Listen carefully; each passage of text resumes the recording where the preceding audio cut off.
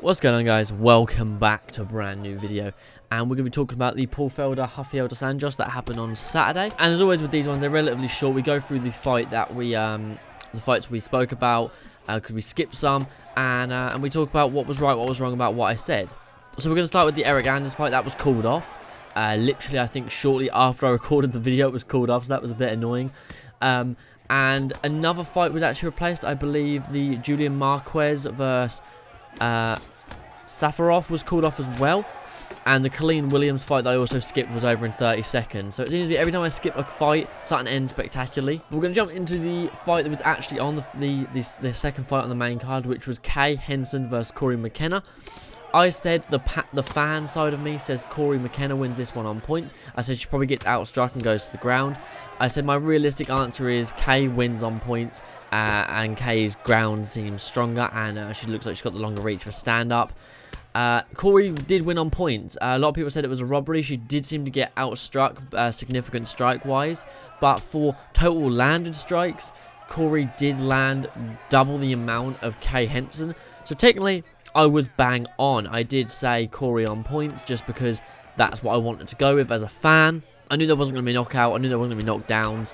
But Corey now progresses to 6-1. And I think Kay Henson at now 7-4. She's still one to look out for. I don't think that fight was by any means, a whitewash. A lot of people said Corey only won the second round and Kay Henson won rounds 1 and 3. You guys will have to let me know your thoughts on it. It's hard to watch it from a non-biased point of view when you're a fan of a fighter. But when you do watch it from a non-biased point of view, you do tend to, not focus on one fight. You do tend to watch them both quite clearly. And all in all, I wouldn't call it a robbery. I think that word gets thrown around too much in my opinion. I think it was maybe just slightly skewed judging.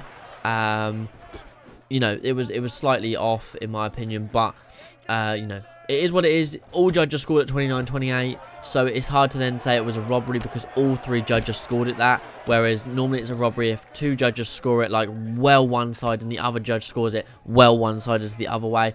But this was 29-28 across the board, but for this one, I was bang on. Now we jump forward to the main event, which absolutely delivered. Felder versus dos Anjos. They both looked fantastic. Felder coming in on 5 days notice looked phenomenal. RDA yet again comes in super strong. He's just a beast, man. RDA, nothing but respect to him and Felder. To be honest, my predictions were to be honest, I was like up and down. I said my pick is RDA wins this one by submission unless his ego makes him stand with Felder for 5 rounds. But Felder is super tough, and I just couldn't pick, but my pick in the end was RDA wins this one on points. I generally was going back and forth constantly, but RDA ended up winning this one on points. It was a split decision, but apparently, a lot of people are saying that judge was just fucked up. Like, it was 50-45, 50-45, and 49-46 Felder, which made no sense to me. Felder didn't win any round in my opinion. He was destroyed across the board. When it comes to striking, dos Anjos outstruck him, 6 takedowns of 22 attempts, which is pretty bad. But RDA looked super good in this fight, looked fantastic. And, Felder's not done. He knows that he's gained the respect of everyone, and so is RDA as well. Both of these guys taking this fight is fantastic. I was wrong with this one. I did have RDA winning. I thought the camp would play a big part of it. I knew RDA would grapple him quite somewhat, and he did it. He out-grappled Felder and also beat him on the feet. It was a great fight. The judges was wrong. I think the split decision has more helped Felder's confidence than anything.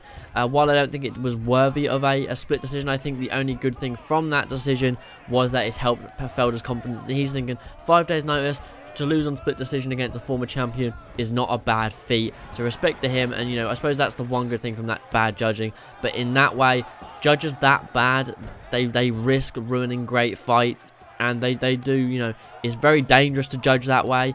I don't agree with that at all. But RDA definitely did win 50-45 across the board in my opinion. That one judge, other than giving Felder a bit of a confidence boost, he should get sacked. But all in all, a bit of an, all the fights did deliver. Everyone was saying it was absolute burners. Personally, I'm disappointed the Eric Anders fight got called off. But, a 30-second knockout, yet again, a fight I skipped goes 30 seconds. RDA and Felder deliver. Corey McKenna, possible robbery. Who knows, man? Who knows? You know, you guys laughing at me, your thoughts. A lot of you said Felder would win this. I think I was pretty much the only one going for RDA, and you guys all said Felder was going to win by ground and pound. Just, I had a feeling in my gut that Felder wasn't going to be able to pull this one out, but nothing but respect for them all for stepping in. And yeah, then obviously on the card as well was Sean Strickland and Brendan Allen at catchweight. That was just a bit of a weird fight that was thrown in there, I believe. But, you know, respect to everyone on the cards as always. Paul Felder and RDA brought it, and that was a good one. It was great fights for them. Next up, we have UFC 255. We've got, obviously, this is a big card, so we've got on the early prelims, we've got people like Alan... Oh, I never know his name. It's Alan Joban or Alan Joban or whatever the fuck his name is. He's on the early prelims, which is surprising. We've got Brandon Marino versus Brandon Royval on the prelims. Joaquin Buckley on the prelims versus Jordan Wright. Antonina Shevchenko, I believe that's Valentina Shevchenko's sister. Nicholas Dalby on the prelims as well. And then on the main card, we've got Mauricio Shogun Hill against Paul Craig. Katlin Chogina versus Cynthia Calvillo. I never know how to pronounce her name either. Mike Perry versus Tim Means. Valentina Shevchenko versus Jennifer Maya. And Davison Figueroa versus Alex Perez. That's a fucking hell of a card, man. I'm looking forward to going through that. We'll skip some fights, but we probably will cover the early prelims, some of the prelims, and then the main card as well. This is a fight I'm super looking forward to. I'm a huge Shevchenko fan, but we'll get into that in the next video. If you guys have enjoyed this one, drop a like, subscribe down below. Let me know your thoughts if you were shocked that Felder lost. I think a lot of you were. I think most of you were. I wasn't surprised, but I know you were because you all said Felder would win. And I was right, and you were all wrong. But better luck next time, guys. Some of you have beat me with your predictions. This time, I beat you guys. But yeah, catch you guys in the next one. Peace.